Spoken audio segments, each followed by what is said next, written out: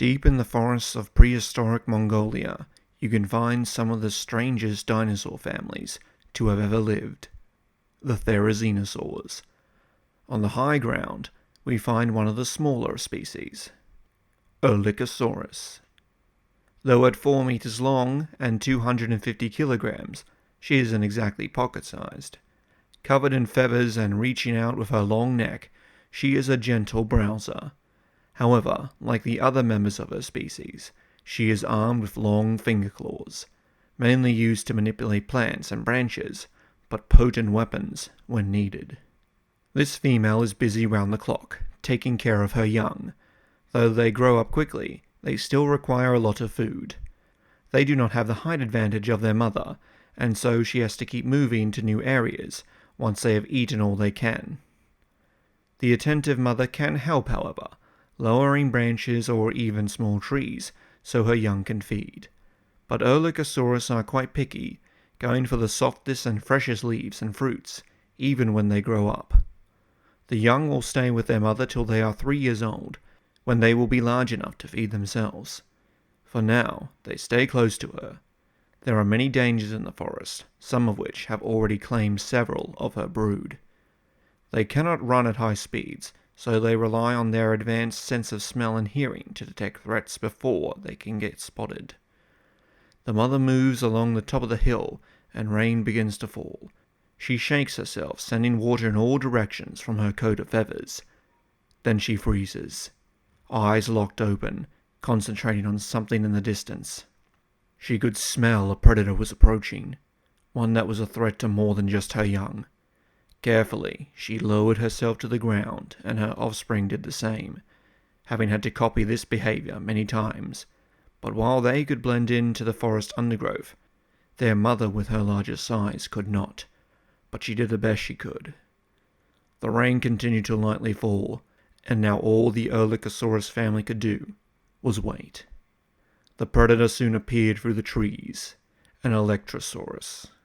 5.5 meters long and lightly built, he isn't a heavyweight, but he could easily take down a lone Erlikosaurus, which is why the mother chose to hide and not fight. Fortunately, the herbivores were downwind of the predator, and were on a higher part of the hill, but the predator's path was uncomfortably close to where the mother and the young were laying prone. All they can do is lay still and wait, hoping the Electrosaurus doesn't see them, or step on them. The female can barely hear the steady footsteps of the carnivore taking cautionary strides across the wet forest floor. One moment she can hear the steady pat, pat, then silence. And then the footsteps seem to begin again, but this time seemingly closer. Then further away. Pat, pat. There it was again, to her rear, uncomfortably close to where her chicks were laying. For all she knew, the Electrosaurus could step on one of them without even realizing they were there. Pat, pat. Getting further away now. Perhaps it had walked right past them without seeing any of them. Pat, pat. The female Electrosaurus strained her ears to hear the footsteps, as they seemed to fade amongst the rain. Soon she heard nothing other than the rain and the distant calls of dinosaurs. But she didn't get up. She had to make sure they were safe. 10 minutes pass, and the group haven't moved, and soon they hear a different set of footsteps, of something much larger. As it approached, they can even feel the footfalls through the ground as it approached. It was getting closer and closer, but this time the mother slowly raised her head to take a look. Then she rose to her feet and signaled her youngsters it was safe. When the saturated chicks rose, they saw what had been walking towards them. It was another therizinosaur, Segnosaurus, similar in appearance, but 3 times the size of the mother Erlikosaurus. It was clear why the mother felt safe. The Segnosaurus was too large for the Electrosaurus to attack, and so with him around, they were much safer. And since the two species ate different plants, the large male tolerated the smaller herbivores, even the energetic youngsters. The mother still kept a watchful eye on the surrounding forest, however.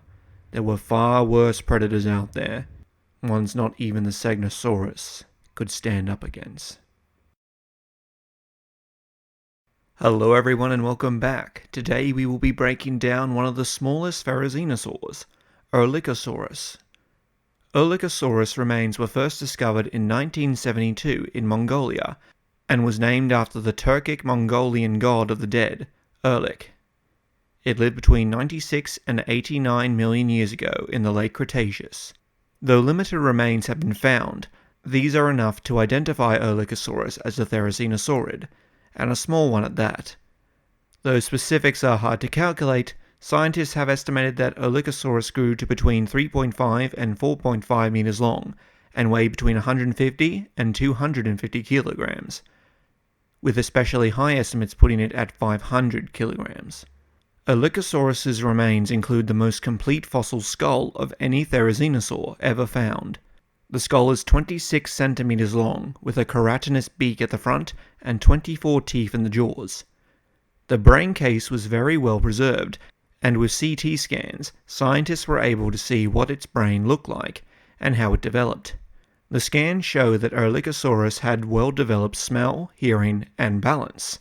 The elongated forebrain may also be an indicator that it developed complex social behavior, as well as being useful in predator evasion. Reconstructions of the skull's musculature show that Erlikosaurus had a relatively weak bite force.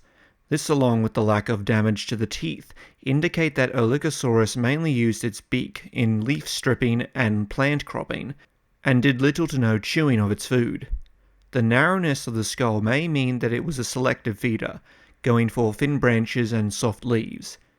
Digital reconstructions of the beak show that the structure acted as a stress-mitigating structure. They concluded that keratinous beaks are beneficial to enhance the stability of the skull, making it less susceptible to bending and/or deformation during feeding.